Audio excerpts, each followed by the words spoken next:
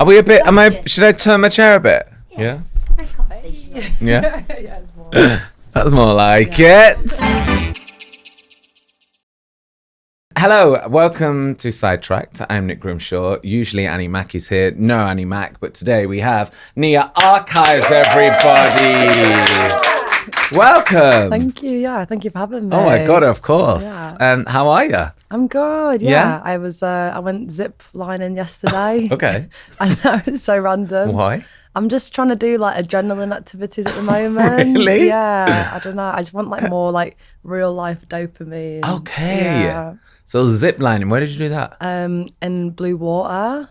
Okay. I don't know. It's like in Kent or something. Yeah. And you went specifically with the reason to zip line? Zip line, and then we did this big swing. Uh-huh. Yeah, it was a lot. There's a lot of like stickers that we made from the reactions. Oh yeah, good. What has made you want to seek out real life dopamine? I just feel like I get so much like dopamine from my phone, and I really don't like that. Like I want to like have more real life experiences, you know. I love that you're in the midst of like everything going on with that. Just fit in zip lining on a Monday in Kent, please. Yeah. And was it good? Was it like a thrill? It was. I was on a hype all day. I'm gonna do paragliding next. I think that's on my list in Brighton. Oh yeah. Yeah. Have you done other things, or was zip lining the introduction to it? I like roller coasters, but I've not done like bungee jump, skydive. But I think this year. Were you bad on your phone?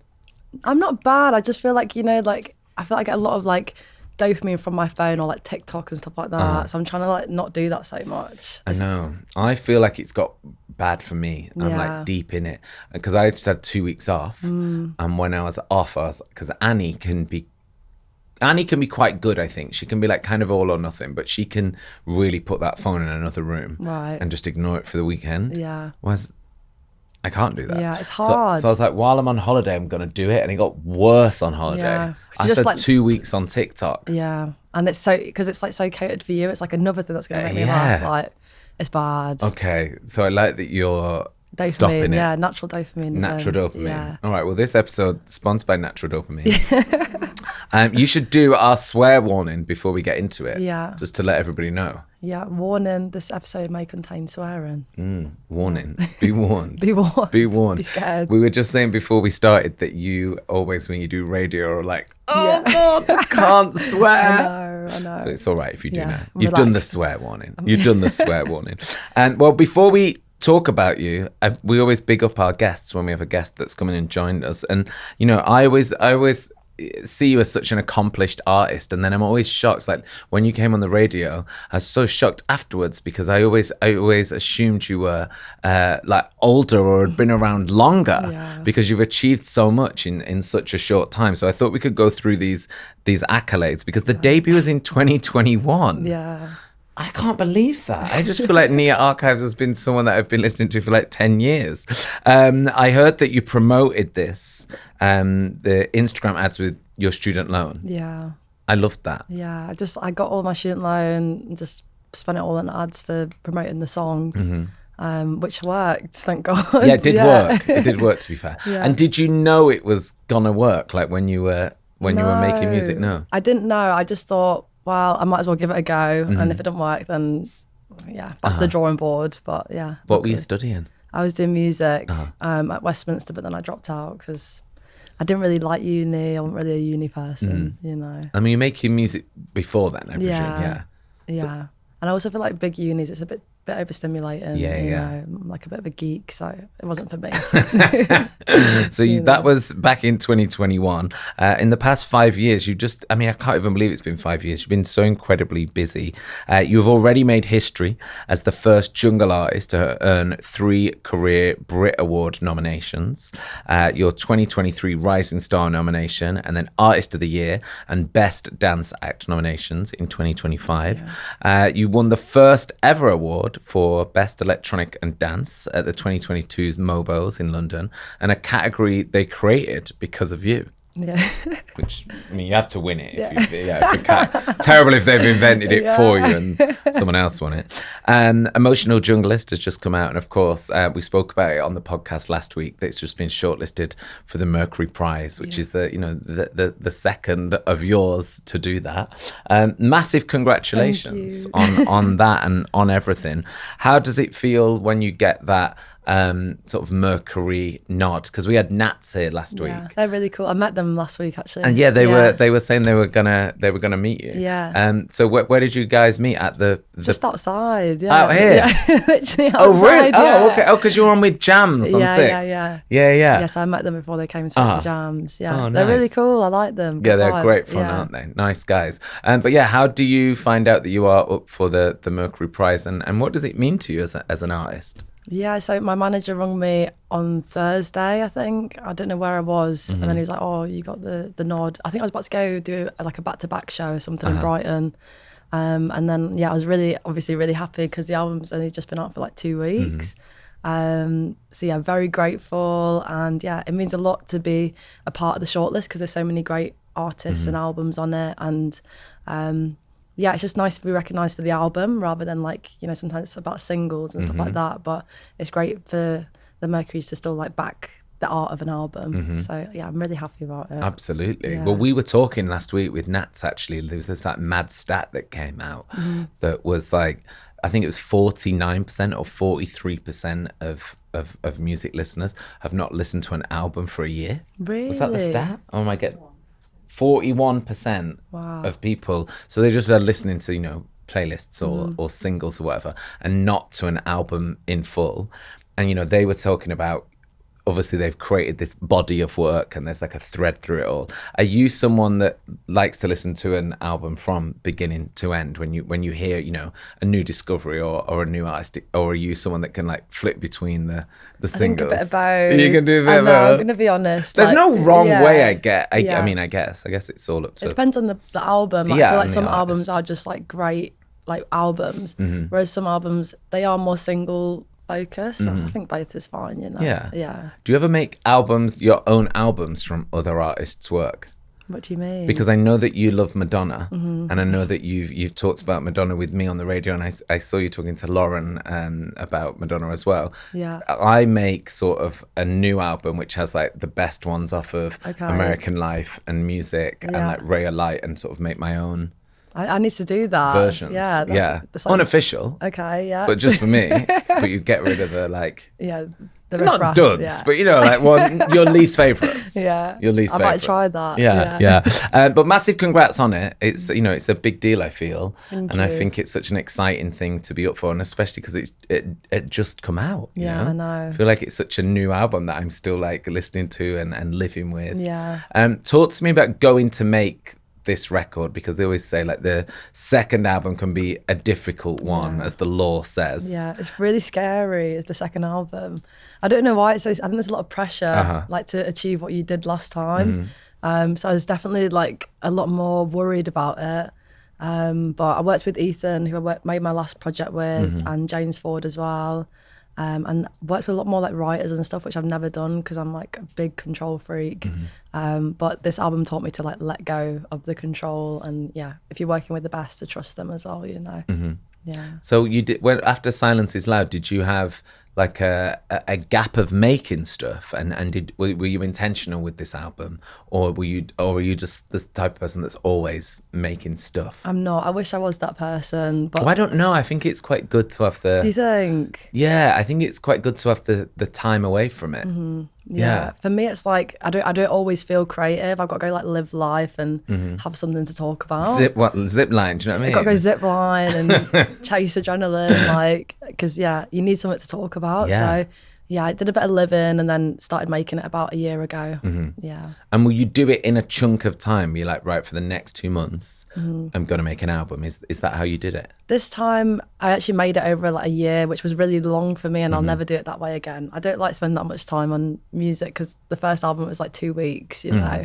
And I think the longer you spend on something, the more time you have to overthink it. But I did spend a big chunk of time on it, you know. Yeah. And what do you think you liked about that year-long process? I know you were saying next time you wouldn't do it, but was there anything that you did like about it? I guess you can maybe like overthink things if it's a year. Yeah, and it's like going in version 3, version 4 of tracks, whereas last time it was like 3 hours on a song, it's done. Yeah. You know, but this time it was a lot more thought.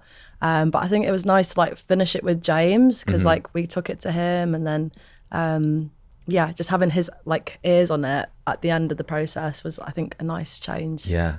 We had him on here recently. Did you? Yeah. And he is so great. Like, I've never worked with him in a music making way, obviously, but we've chatted over the years, and he was such a great guest when he came on here. And he talked about AI, and he talked about making the Help record and his own new album as well. What is James like to work with? Why do you think James Ford is such a beloved producer? I think actually obviously he's very talented, like insane genius kind of levels of, you know, creativity.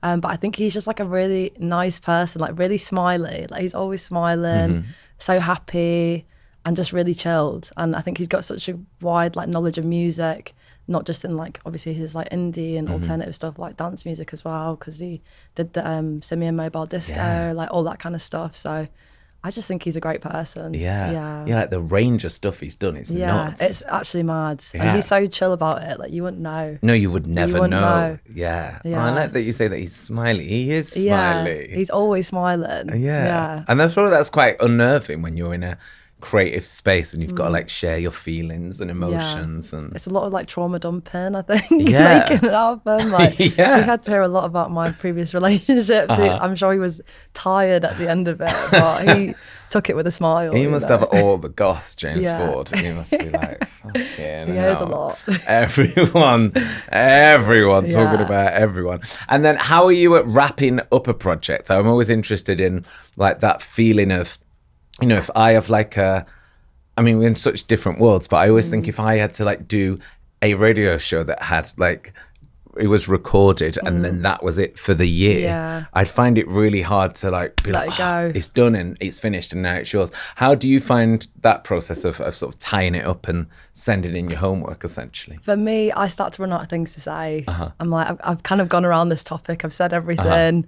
Like, the last song I made on this album was Boys in Blue, and I was like, that's it. There's no more. Like, I can't say anything else about this, you know? So, yeah. And then my brain starts to go into like, oh, okay, the creative, like, what's the world? And it switches from music brain to like creative brain. And that's when I'm like, I'm done with it, you know? Yeah. It's a good place to be. I always think as well with you, you do so many things. You know, you do the songwriting, producing, DJing, you're a performer, you're a vocalist. It's a lot of sort of, you know, hats to wear. Yeah. Is there one that you particularly are naturally drawn to over any others, or are they sort of all sort of friends together? I really love producing just because I'm a bit geeky and weird and introverted. So it's like, that's my happy place.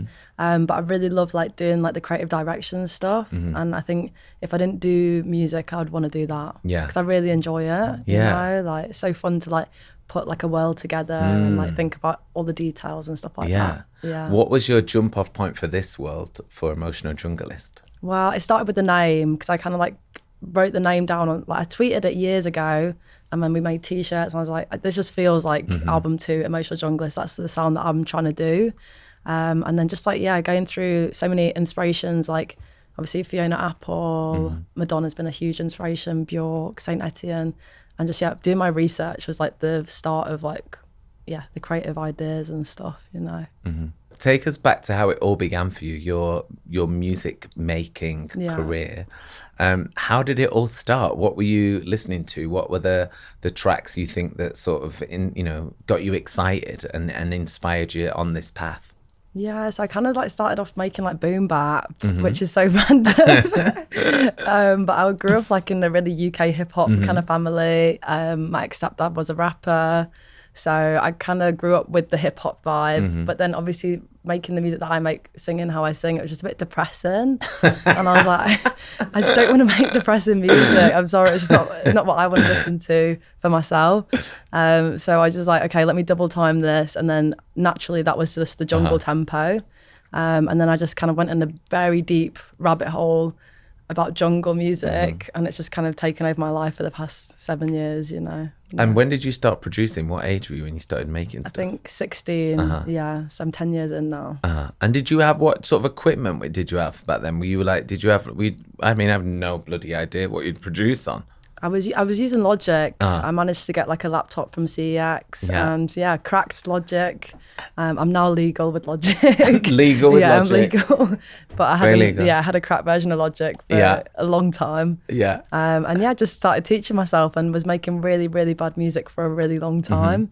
And then figured out like what a metronome was and how to put things in time and all these kind of things. And it's got better over the past 10 years. So it's just a sort of self-taught practice. Wow. Yeah, I think that's why it's taken me so long, because I've just been trying to learn everything. And even now I still don't feel like I know as much as I should know. Right. I'm winging it, trying to make it work. I don't know. I don't know. It's pretty good. Pretty good. Was there anything that you took from someone like James Ford that you were like, oh, that is an essential sort of life lesson in music? Was there anything that you took away from working with him? Yeah, I think just his process is like really fun, because he's got so much like hardware and like obviously I've come from like the laptop background, so it's all in one. But he has so many toys to just play with and like have fun with different sounds. So he's definitely made me curious about like the hardware life, but it's definitely like a hobby to get into. Yeah. So we'll see. I don't know. Yeah. It's an expensive hobby as well. I was going to say, it's quite an expensive hobby to do for sure. So where you just got back from Ibiza? I just got back from Ibiza. When did you get back? I got back on Wednesday night and then went to the Mercury's on Thursday morning. Oh, wow. Yeah, so my serotonin was low. Yeah. It was low. It was low. I was really happy, obviously, about the nomination, but I was like... Just got from... struggling. Just been to Ibiza. Were you there for work or for fun? I was there for fun. Went to go see Grace Jones. Yes. At Amnesia, which was insane. Like, I love her so much. And then Ketama was playing on Monday, his closing party, and he's a really good friend of mine. So went to go see him. Skin on Skin was there. Tommy Holohan. So it was just like a nice hang with loads of people, you know. Fun. Yeah, did a boat day. Oh, yeah. You know. Got to do boat day. Got to do the boat day on my last day. Yeah. You know. Annie's been back there. Really? She's been doing a few gigs out there. Oh, nice. We need to go. Like, why aren't we there? Yeah, why are you we here? should be there. Yeah. Do you know what I mean? You got to squeeze it in. We've got to squeeze it in. We've got to squeeze it in. I went to see Grace Jones on Friday in Crystal Palace. So jealous. Not Ibiza, but... You know. I mean, that did look sick though. It was so good. Yeah. She played in the Crystal Palace Bowl, which I've never been to before. Yeah, I've never been It's such a good spot. Yeah. Obviously, it's like a bowl. So it's so great because everyone can see. And I mean, she is just the most excellent, brilliant performer. How many wardrobe changes did she do? Every song. Really? Every song she got changed, yeah. So maybe it might be a hat or like a new sort of feather hat or like some like major Philip Tracy moment. But yeah, she got changed pretty much every single song. So had you seen her before? Yeah, I saw her at the South Bank thing. Oh, she did a few I years went ago. to that. Yeah, Marianne Hobbs was there as well. I saw her there as well. And it was amazing. And she had the big like stilts, didn't she? Yes. And she was like smoking on stage, having a glass of wine at the end. Like it was so iconic. Like, truly. You know, like I feel like she's somebody that I want to see as many times as I can. You know, while she's performing and stuff. Yeah, absolutely. I mean, I said to my mum the other day before I was going, she was like, what are you doing? And I said, I'm going to Grace Jones tonight. My mum went, again? I said, yeah, again. She's like, you were like a stalker. I was like, no, I've seen it like 6 times maybe in my entire life, but still not enough. Yeah, but we need more. No. Because she always like manages to outdo the last one. Yeah. I don't know how. I mean, it's just, we afterwards were just like trying to figure out, you know, like the magic of her and like how, you know, there's not many artists like Grace Jones. I don't know if there's a modern Grace Jones. I was trying to think about this the other day. Don't know if there can be. Yeah. The era, the Studio 54, like, will that exist again? I don't know. Because she's just so free on that stage and like so, like, no, it's not even confidence, is it? It's like beyond that. Yeah, she's just feeling herself. Yeah. Like she is, and she looks great. Like she looks insane. Unreal. Yeah. Unreal. Icon. We had an amazing moment where you were talking about her having a glass of wine on stage where she started a song and then she went, oh, hang on, stop. And then she went, oh, I forgot to have my wine. How was that amazing? Stop the performance. Yeah. Only she can do that. Like she said, stop the performance. And then someone like ran on like a roadie or panicked with a glass of wine. And she was like, okay, here we go. I was just like, kind of amazing. I love that. Have you ever seen her rider? I've heard that she's got like loads of oysters. Yeah, the rider's amazing. Raw fish or something like that. Okay, here's the rider. 6 bottles of Cristal champagne, Yeah, I've heard about this. Yeah. 3 bottles of French vintage red wine, 3 bottles of vintage white wine. Oof. Oof. It's expensive for the promoter. Yeah, 2 dozen Fin de Clare or Colchester oysters Yeah. on ice, unopened. Grace does her own shucking. Yeah. Jen, love. 2 sashimi and sushi platters, 6 fresh lemons, a bottle of Tabasco, 1 fresh fruit platter, 6 bottles of Coke, 12 bottles of still, 12 bottles of sparkling, 12 bottles of fresh fruit juices, Crazy. wine glasses, champagne flutes, tumblers, all glass, no plastic, Oh. cutlery and sharp knife, 1 oyster knife, no neon strip lighting, only opaque white bulbs, Wow. fresh towels, clothes hangers, 3 to 4 bunches of flowers, sofa and armchairs. I love that. I love that. That's she's taken over. Yeah, you just copy and paste that. Next time, Maybe in 10 next years' time, time. you are like, yep, send. Oh my God. But maybe that's why she's having such a good time on Yeah, there. she's living her life. She's Yeah. well fed, hydrated. Do you know what I mean? You know. Shucking an I oyster. know. I think that's why she looks so incredible, because she's on the, the raw fish Yeah. diet. Like, she looks insane. Yeah, apparently she's like nocturnal as well. Really. And like pretty much nocturnal, but I heard will do daytimes for Wimbledon.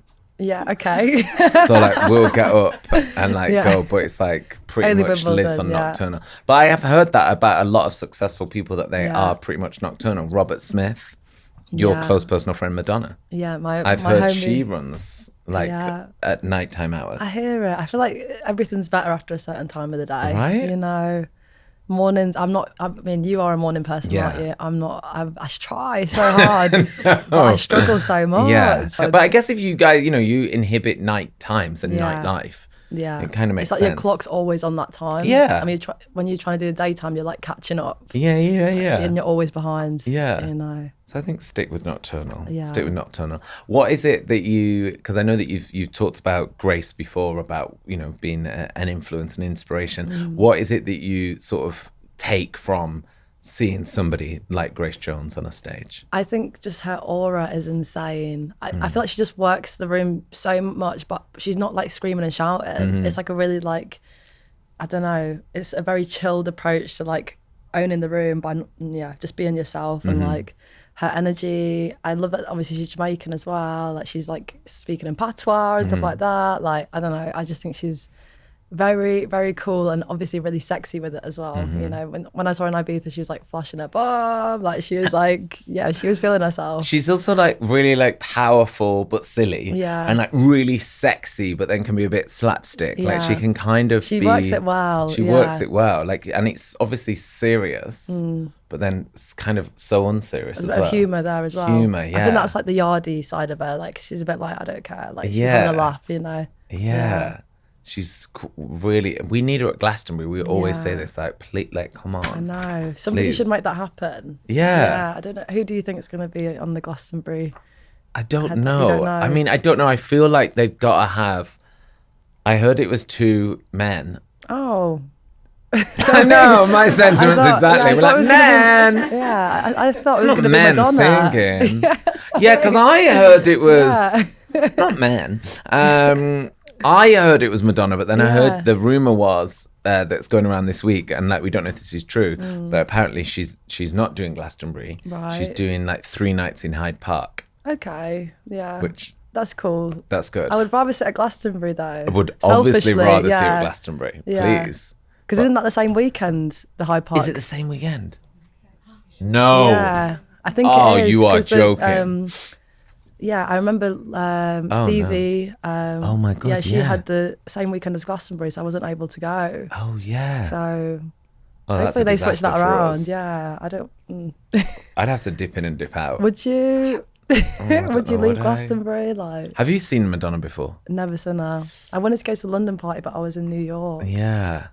I feel like she'd do more than just that weekend, Yeah. surely, right? You know what I mean? You're not just going to Yeah. do that. She's got to tour the album. Surely. She's got to tour the Yeah. album. There you go. Can you when you do go to Glastonbury, can you have like the weekend off? Like, I mean, obviously do Yeah. your thing, but then can you stay? Because I always feel like in my head, I'm like, oh, artists are off for the weekend. I'm like, Yeah. no, they've probably got like 3 other festivals that weekend. Oh but no, can you block I'd it never, out? yeah, I would never do anything else. Only Glastonbury, but I've been playing on the Sunday the past couple of years, so it's quite hard to like really let loose because Yes. I'm like I need to go and do stuff in like 2 days. So I'm really hoping next time if I get a slot that it's like on the Friday, Friday. and then just have fun. Please. 'Cause I've done Sunday 2 years in a row now. Yeah, I'm come like, on. it's Emily, too help us much, out. it's Come on. too much. Stick about Friday. Yeah, Icon Come on. last year, 2:00 on Monday morning. I came to that. Did you actually? Yeah. Oh my god. Yeah. I was so like frazzled. I was trying my best, but yeah, I've been there since Thursday, so it was like, and I was camping, glamping. Yeah. So We can't need do a that Friday again. slot. Yeah. Come on. Please. Actually, one Even of my a Thursday, I'll be happy with. Thursday. You know, like a Sticks chill- on Wednesday morning Yeah. as the gates open. Yeah. I remember seeing actually when I got back from Glastonbury one year, I loved it so much. A clip of you on West Holts, was it? Yeah. On a yeah. Sunday, Yeah, that was on the Sunday as well. and you had a Burberry shirt on, Yeah. and you were playing like a Brat remix. No, what song was it? Like Yeah, 360 I made maybe. like a 360 remix. 360, Yeah. and you were saying, you said on the mic like, "Where my brats at" or something, and it was like the Brat Yeah. summer, Yeah. and everyone absolutely lost it. Yeah. And there was this amazing scene of everyone. It was like all dirty. Everyone was having it. Yeah. You were on the stage in your Burberry shirt with Yeah. your excellent accent, and the camera cut to like this kid with no teeth, and I was like, I love the UK. So Glastonbury. Yeah, it's so Glastonbury's kids like, Yeah. "Hey!" Only at Glastonbury Like, you'd have no, that. yeah, you it was know. amazing. It's the best. And me and Mish were obsessed with it. That was so And good. Mish showed it me actually. He's like, look how good Glastonbury is. I know. Because you were like, where's my fucking brats at or something? And everyone went mental. Oh and my it was like God. Sunday. The Sunday crowd, I will say, Yeah. they are committed because everybody else Yeah. is going home because they've been obviously responsible. Yeah. So everybody that's still there, they really want to be there. They Yeah, don't want the party yeah. to stop. So yeah. I do appreciate those sets still. Yeah. You know. Yeah. And then what about the rest of the shows for you? Because that's a while away. Have you got stuff this summer? Are you doing like festival shows and stuff? Yeah, so I've got a couple of UK stuff. I'm doing All Points East with Georgia. Oh, which I'm yeah. really excited I about. did know that. Oh, Yeah. that's fun. Yeah. And then I'm going to Japan next month, and then doing a tour and stuff like that. Yeah, with my band. So, Oh, amazing. Yeah, very exciting. And do you enjoy that element of your job, getting to go out and do a live show? I think I'm starting to enjoy it now, but obviously I've only just started doing the band Yeah. thing, so it's been really scary to like learn a new skill in front of so many people. When I've like done the DJing thing, really like had really good sets and stuff. So to start again is a little bit nerve wracking.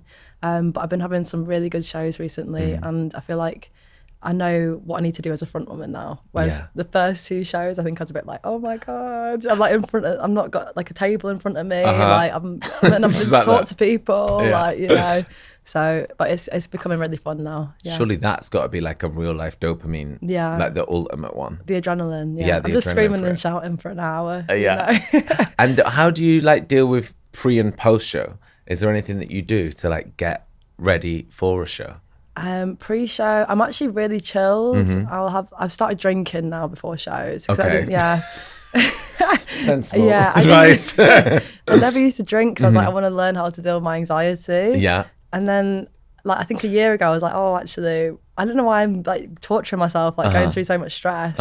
So now I just have a little tequila, Yeah. chill with the band. Yeah. And then after the show, it's like a lot of cigarettes because I'm trying not to smoke before. Right.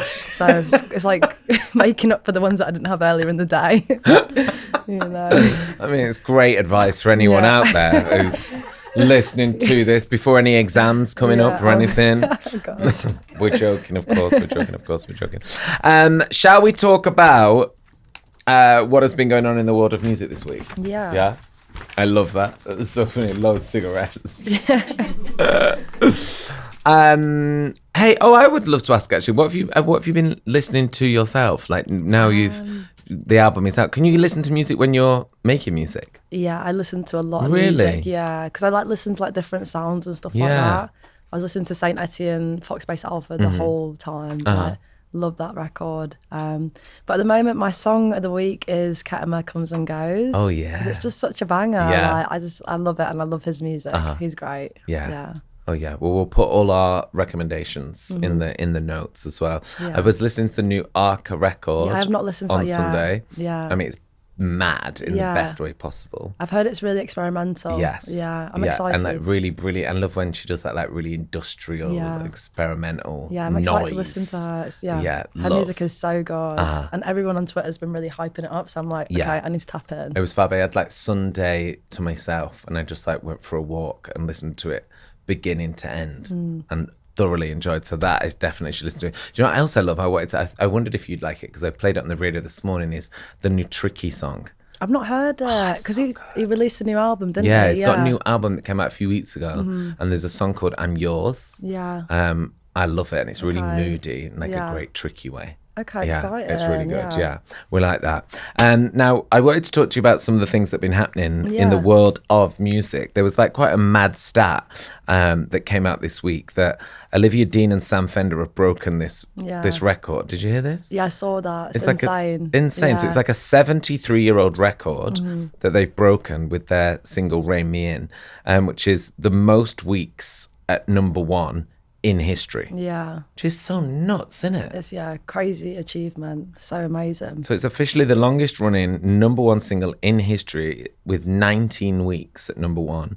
And the previous record was held by Frankie Lane, the track I Believe, which spent 18 weeks at number one in 1953. Wow. Do you reckon he's fuming? Yeah, probably. He's probably cursing somewhere. Great.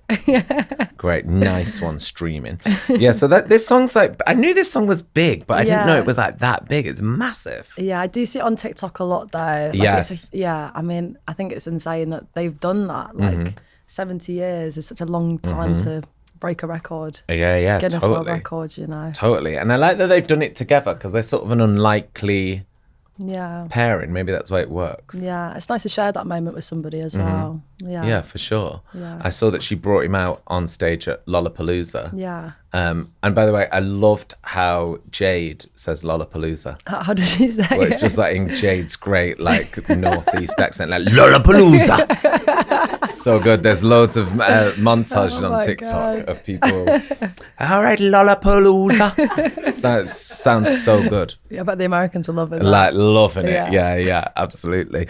And then another thing I wanted to talk about, which happened at Lollapalooza. Have you been there? Yeah, I played there 2 years ago. Yeah. On Skrillex's stage. Oh, okay. Yeah. And it's in Chicago. It's in Chicago. In the park, in the city. Yeah. Yeah. It's a cool festival. I enjoyed it. Yeah. It's really fun. And I think Chicago is such a fun city for food as well. So much good food there. Yeah, I've never been to Chicago, you know. It's like small New York. Yeah. Like more Italian vibe and Irish. Yeah. Oh, yeah. Yeah. But yeah, I've heard good things about Chicago. I know a lot of people love it and love Lollapalooza as well. Yeah. But did you see any of Charli's performance from there? Yeah, I saw a few clips on TikTok. I saw a clip of like rock music and the outro as well, which I just thought was really cool. Like the new direction that she's going in is super inspiring. And like I was wondering how, obviously the Brat era and then this era, how she would do it live. But I think it looks really, really cool. I think it looks great. Yeah. I think it's sort of, I mean, following Brat, I was just like, fucking out. And I remember when it was happening, I was thinking, what's going to happen when this ends? Like, what do you do? Like, if my mum, who's 82, is talking about Brat, like, it's crossed into a new dimension. Like, why is my mum bumping that? Like, it's none of... Do you know what I mean? It's like none of her business. Yeah. Like, so I was thinking at the time, like, what will she do afterwards? And then it just sort of kept going and kept going. And I think to do this album, which initially people were saying is sort of like an anti-Brat, or it's like the antithesis of what that was such a clever move. Because I think it feels just so... I don't know, it does feel very instinctive and very natural. I think it feels really honest. It does. It doesn't feel like she's trying to be somebody she's not. It feels like this is another side of her interests. And I think obviously AG and how they produced it together and stuff, I think it sounds really, really cool. Yeah. And I thought the live show it looked like the best live show she'd done. They got the dancers. It feels a bit more theatrical. Yeah. I thought obviously Brat, I saw the show a couple of times. I think I saw it at Lido as well. But yeah, I'm excited to see this one just because it's like the music's different. Yeah. But obviously, like fusing all of the Brat songs and all of, she's got so many songs, big catalogue. So yeah, very excited to see And they it. sort of really work together. Like they Yeah. seem sonically far apart when I listened to music, fashion, film. But then when I watched it, them sort of intertwined at the show, Yeah. they totally made sense together. And I Yeah. think the visual and the creative tied it all together perfectly. Yeah, I'm very, very excited to see it. Yeah. Yeah. When are you going to see that show? Are you got any know. paths crossing? I don't know. I don't know what festival she's at this year. No, I don't know her schedule. No, but I'm obsessed with the David Cronenberg like sampling of him at the end of the track and like ending your festival show. Yeah. It's like 3 minutes of saying we're dead. Yeah. Did you see the clip of like? It's amazing. It's so weird. I love it. It was still like imagine being at a festival Yeah. and that being on for 3 minutes and you're like, What's going on? what's going on? I was like, I love that. It's so good. you see, like, it was raining at Lollapalooza, and she played "I Think I'm Gonna Die in This House," and everyone was making TikToks in the rain. It was actually so funny. Actually perfect, yeah. Well, she's managed to have like 3 big records, you know, Yeah. Brat, the Wuthering Heights one, and then this new one as well, and Yeah. sort of tied them up. I thought it was It's just so well constant. done. I feel like she doesn't stop. I feel like she just keeps No, going. Yeah. she don't stop. Yeah. She I doesn't. don't know how she does it. I actually don't know how she does it. Anyway, but Very congrats impressive. to Charli because that Yeah. looked fantastic. I thought it looked so good. I thought it looked really great. Well, you have your own live shows coming up yeah. with the band. Tell us about what we can expect from that and how you're feeling about going to Japan. Have you had good times there before? Really good times Yeah. there. I think the last time I was there was 2024. Mm-hmm. I did Sonic Mania, and then I stepped in for Pink Pantheress at Summer Sonic. Mm-hmm. So played to like 50,000 people in Japan, which for me is crazy, making very niche jungle music, Mm-hmm. you know. But it's really fun. I feel like when Japan, like the fans, they love you, they really love you, and they really back you. So I'm super excited to go back. I've got loads of friends there because my manager also works with a band called Bed. I don't know if you've heard of Bed. I do know Bed. Yeah. Yeah, so I'm going to hang out with those guys. cool, yeah. A few other friends.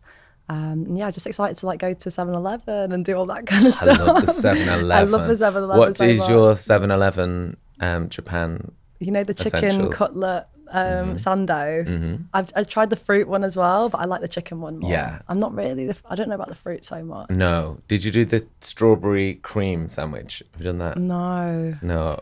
It's not. I'm not a cream Yeah, guy. I'm not really a sweet person. No, me neither. More savoury. No, yeah. but shout out those sandwiches. Yeah, I will be eating that. Sensational. You Yeah. got to eat that. You got to I eat think that. that's all I eat when I'm in. I know it should be taken in the culture, but Yeah. to me, that's like That is culture. Yeah. I think that is culture for sure. Tell us what it's going to be a whole new, I guess, era for you. I'm really excited. I'm like at the moment just like planning the stage design and planning the looks. I've got to like figure out what my look's going to be, most importantly. But yeah, really excited to do that, playing in some really cool venues and doing bigger shows than I've ever done before. So yeah. Oh, exciting. Really excited. Really exciting. Well, massive congrats on everything, and you. congrats on the Mercury Prize shortlist as well. Thank you. That'll be up in October time. Yeah. Yeah, so hopefully we'll be there. Will we be there? Hopefully we should be there. Yeah. Should go. Yeah. I'm going to have an after party, so. Oh, well, we should go. Yeah. Yeah, we should go. We should go. Well, thank you for joining us. Yeah, thank you for having me. Massive congrats. If you've not listened to Emotional Junglist, go and check it out right now. And if you want to get in touch with us, you can always email us at sidetracked@bbc.co.uk, or you can get us on WhatsApp, of course, 079 700 82700. Well, thank you for joining me. Yeah, thank you for having me. It's It's been nice so to fun. see you. Yeah, it's been nice. And can't wait to, come and see the shows. Yeah. Gotta come. Yeah, please do. Gotta come and see it for Yeah. sure. Next week, it's like a mid-year review on Sidetracked. That's what you'll get next week, looking back at the year so far. So we will see you then. And thanks for listening. Bye. Bye.